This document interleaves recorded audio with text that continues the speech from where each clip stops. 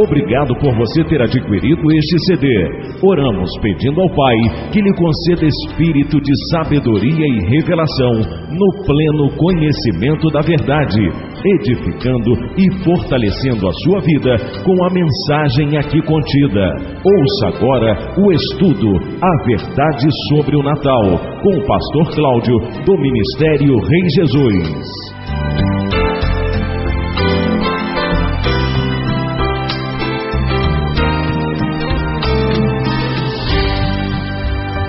A verdade sobre o Natal. Nós vamos estudar esse assunto, sobre essa festa, uma festa que o mundo inteiro está celebrando, uma festa que o mundo inteiro está comemorando neste mês de dezembro. E nós vamos começar esse estudo da palavra lendo esses textos. 2 Coríntios capítulo 10, versículo 4 e 5. Porque as armas da nossa milícia não são carnais, e sim poderosas em Deus, para destruir fortalezas, anulando nós sofismas e toda altivez que se levanta contra o conhecimento de Deus, levando cativo todo pensamento à obediência de Cristo. As armas da nossa guerra, elas não são carnais, elas são espirituais. A palavra de Deus, o Espírito de Deus, são armas espirituais. A palavra é uma arma espiritual. Para quê? Para destruir fortaleza. O que é fortaleza?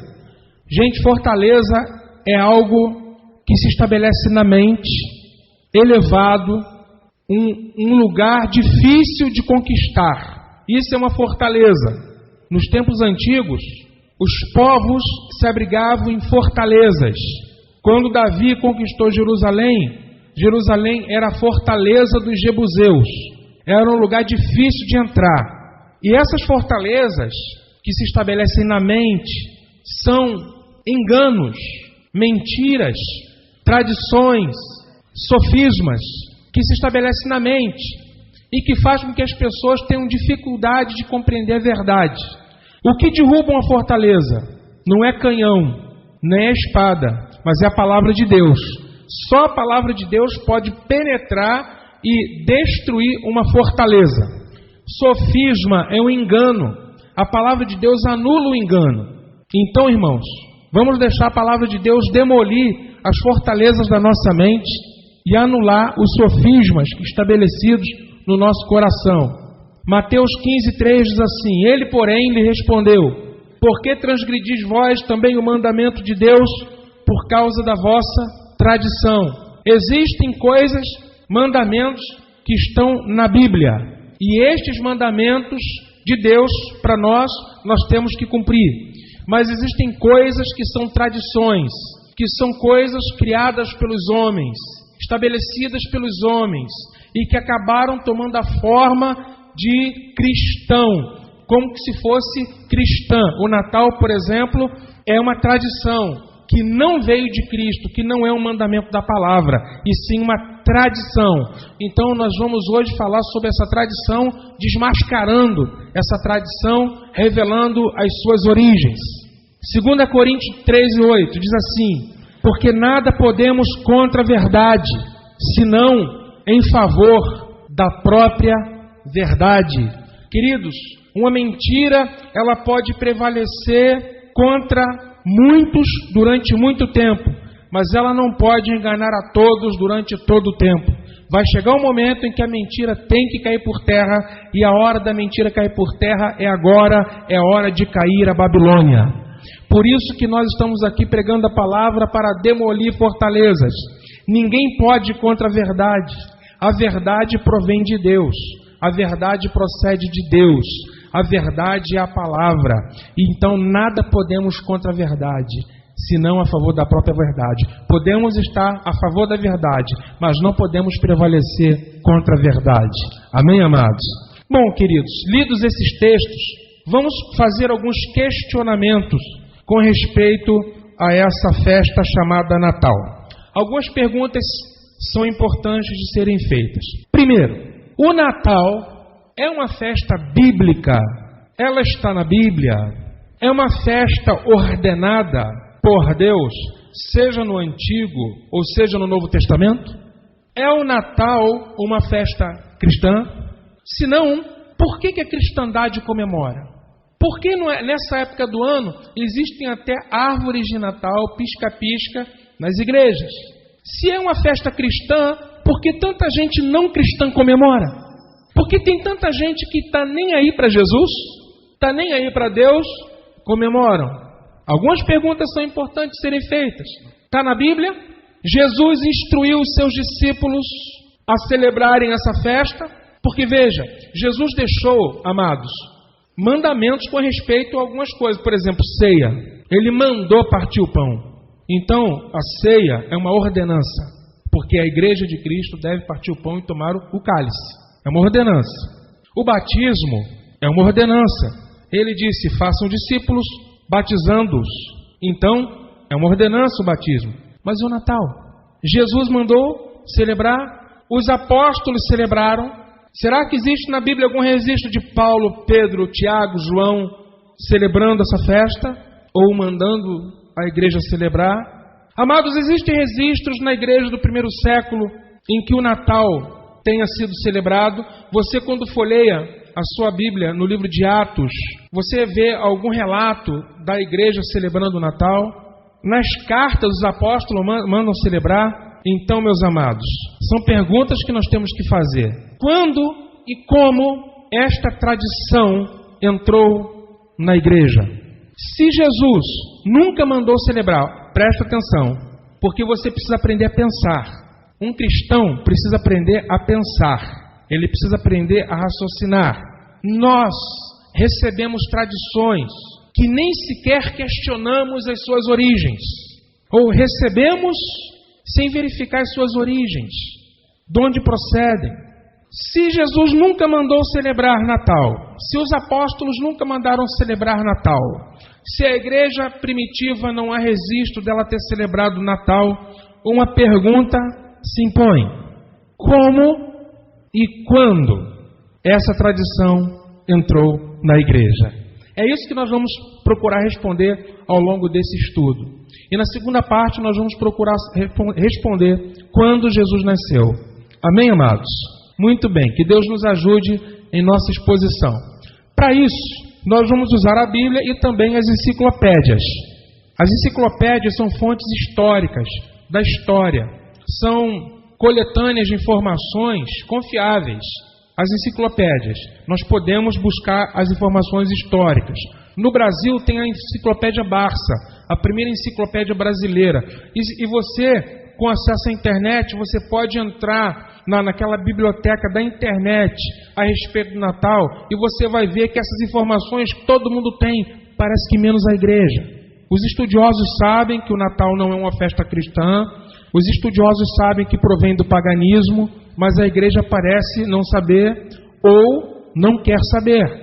Mas nós nada podemos contra a verdade, senão em favor da própria verdade. Amém, amados? Então a primeira informação que nós temos, a Enciclopédia Britânica, de 1946, diz assim: o Natal não constava entre as antigas festividades da igreja. Não foi instituída por Jesus Cristo, nem pelos apóstolos, nem pela autoridade bíblica.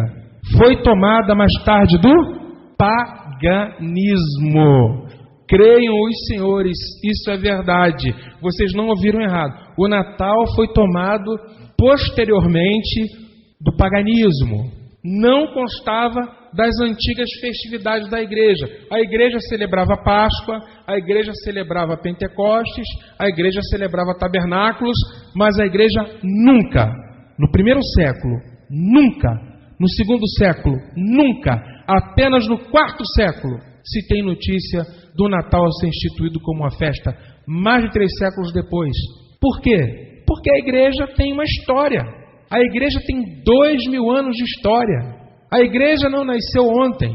A igreja de Jesus Cristo, que foi fundada por Ele, a igreja a qual Ele disse: eu edificarei a minha igreja e as portas do inferno não prevalecerão contra ela. Essa igreja tem 2000 anos.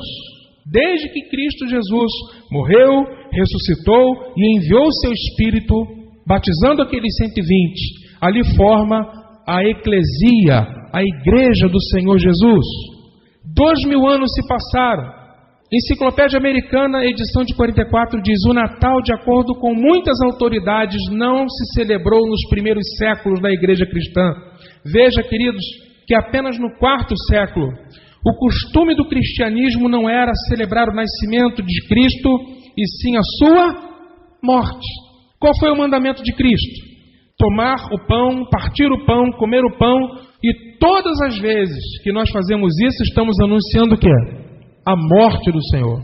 A nossa vitória está justamente na morte e consequente ressurreição de Cristo. O menino Jesus, graças a Deus que Jesus nasceu, mas a nossa redenção está na morte de Cristo e na sua ressurreição. E Ele próprio, em momento algum, Ele orientou a igreja a celebrar o seu nascimento, e sim a sua morte, como diz a própria Enciclopédia Americana. Portanto, uma igreja de 2000 anos de história é para se entender que muitas coisas aconteceram ao longo desse trajeto. Muitas coisas foram acontecendo. Durante os 3 primeiros séculos, a igreja manteve-se fiel ao seu fundamento apostólico. Queridos, a palavra de Deus diz assim: edificados sob o fundamento dos apóstolos e dos profetas. Efésios 2:20. A igreja foi edificada sob o fundamento dos apóstolos e dos profetas. E é assim que ela deveria permanecer, sempre no fundamento.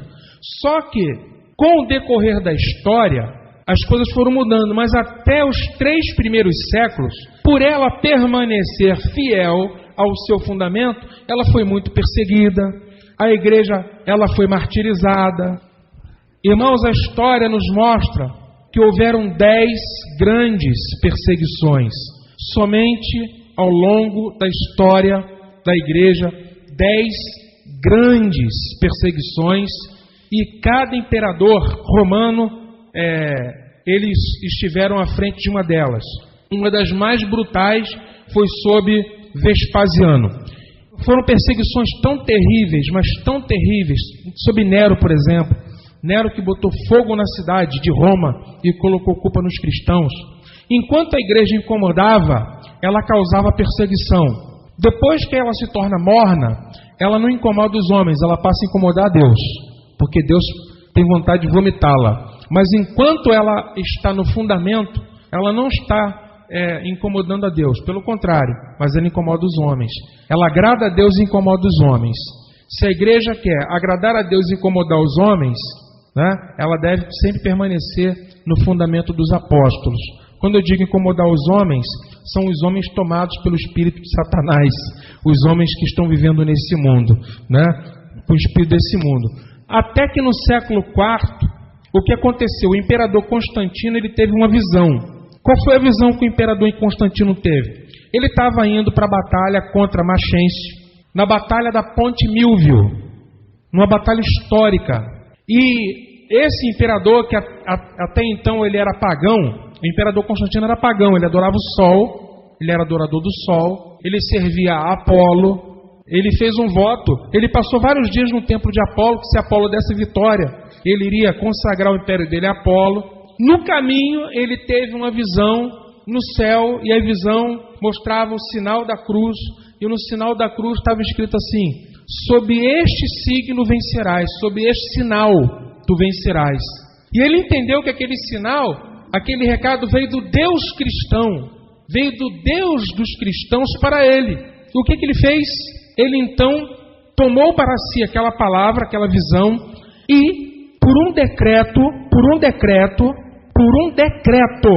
ele forçou todo o Império Romano a se converter. Por quê? Porque ele teve vitória naquela batalha. Irmãos, o Constantino venceu Machencio e atribuiu a visão que ele teve. Então o Deus dos cristãos agora está do nosso lado. Então é bom que todo o império se converta. E todo o Império Romano, a partir do ano 313, passou a se tornar cristão. Repara, o império que perseguia passou a ser protetor dos crentes. A partir daquele momento, ele instituiu decretos de quê? A partir daquele momento